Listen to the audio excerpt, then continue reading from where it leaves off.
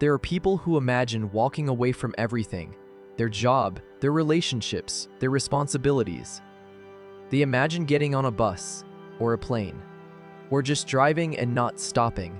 They imagine a place where nobody knows them. And it's not that they want to die. That's important to understand. It's something different. The fantasy of disappearing, of becoming someone else, of starting over completely. And for them, this isn't just a fleeting thought. It's a recurring daydream that brings a strange kind of relief.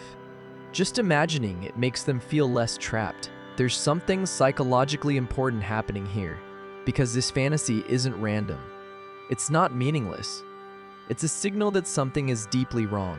Something is so wrong that part of their brain is organizing escape routes instead of organizing their present life. The people who have this fantasy usually feel suffocated, not necessarily in a literal way, but in their life, in their relationships, in the roles they're playing. They feel like they're supposed to be a certain way, like everyone is depending on them to be that way, and the weight of that expectation is crushing. So their mind offers them an escape, a fantasy, a way out that doesn't require action, just imagination. What's interesting is that these people are often the ones who seem like they have it together. They're functional. They show up. They do what's expected. On the outside, everything looks fine, but internally, they're suffocating. They're going through the motions. They're performing their life instead of living it. And the gap between the version of themselves they're showing the world and the version of themselves they actually are, that gap is enormous. That gap is dangerous. The fantasy of disappearing often comes with a specific quality. There's relief in it. There's peace in it. When someone thinks about walking away, about vanishing, about becoming someone unknown, there's actually a sense of calm, not panic. Calm, which tells you something important. Staying in their current life feels worse than the idea of losing everything. The status quo has become more painful than the unknown. These are often the people pleasers, the ones who spent their whole lives managing other people's emotions and expectations. They know how to read a room. They know what to say. They know how to make people feel comfortable. They've become invisible in their visibility. Everyone knows them, but nobody knows them. And they're exhausted from the performance. They're exhausted from the translation, from being a certain version of themselves for every person in their life. The fantasy serves a psychological function. It's a release valve. When the pressure gets too high, when the weight gets too heavy, they disappear into that daydream. They imagine being someone else, somewhere else, with no history and no obligations. And for a moment, they can breathe. For a moment, they're not responsible for anyone else's feelings. For a moment, they don't have to be good, or smart, or strong, or helpful. They can just be, and the relief is so profound that they go back to that fantasy again and again. But here's what's important to understand. The more someone fantasizes about disappearing, the more it signals that something needs to change in their actual life. Because the fantasy is a symptom. The real problem isn't that they want to leave. It's that staying feels impossible.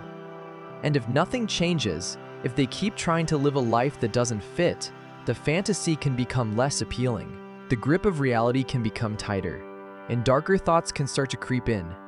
These people often feel trapped not by external circumstances, but by internal obligations, by the way they see themselves, by the identity they've built. They can't disappear because they have responsibilities, because people depend on them, because leaving would devastate people, so they stay. But they stay in pieces. They stay while fantasizing about escape. They stay while a part of them is already gone. What's cruel about this pattern is that the fantasy becomes a substitute for actual change. It's a way of coping with an impossible situation without actually doing anything about it. They fantasize about leaving instead of examining why staying feels so unbearable. They imagine disappearing instead of having the difficult conversations that might actually change their life. The fantasy becomes comfortable. It becomes safer than the alternative, which would be confronting the real problem. The real problem is usually about authenticity. It's about living a life that doesn't match who they actually are. It's about playing a role that doesn't fit. It's about being one person in every relationship while being someone completely different internally. And that split is exhausting. That split creates a baseline level of despair that the fantasy is trying to escape. For many people who fantasize about disappearing, there's a specific moment when it started. A moment when they realized that their actual self wasn't acceptable, that the way they naturally were wasn't enough, that they had to become someone else to be loved, or safe, or worthy. And from that moment on, they've been living as that someone else, building a life as that someone else, creating relationships as that someone else. And they can't disappear into the real world without destroying everything they've built, so they disappear into their mind instead. They fantasize. They dream about a version of their life where they don't have to be that person anymore, where they can be themselves without consequences, where they can exist without the weight of everyone's expectations. And the more they fantasize, the more real the fantasy becomes. The more they live in it, the less present they are in their actual life. The paradox here is that the people who fantasize most vividly about disappearing are often the ones who can't actually disappear. They have too much tying them down, too many people depending on them, too much responsibility, too much guilt if they left. So they stay. But they're not really here. They're half gone already. They're living as ghosts in their own lives, present in body but absent in spirit, going through the motions while a part of them is already walking away.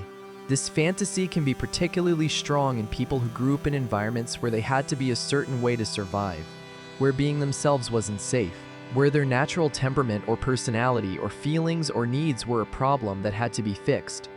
So they learned to suppress who they were, to perform a different version of themselves, to make themselves acceptable.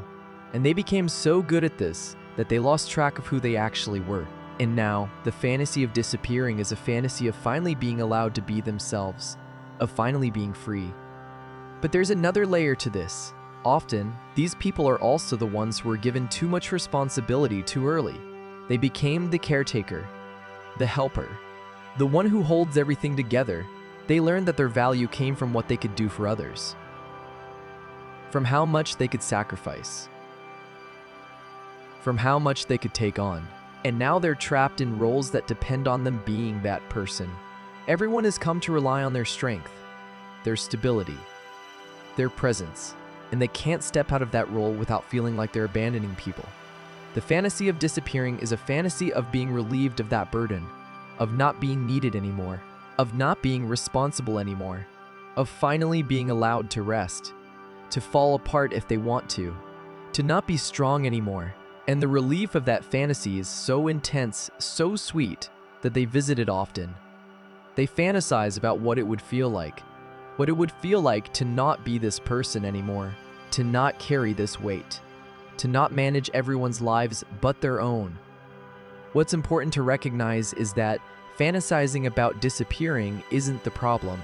It's a signal. It's a red flag waving that something in their life needs to change. And the longer they ignore that signal, the more dangerous the fantasy can become. Not necessarily in a self-harm way, but in a way that gradually removes them from their own life, that slowly checks them out. That makes them less present, less connected, less alive. The path forward requires acknowledging the fantasy and asking a hard question. What is this fantasy telling me?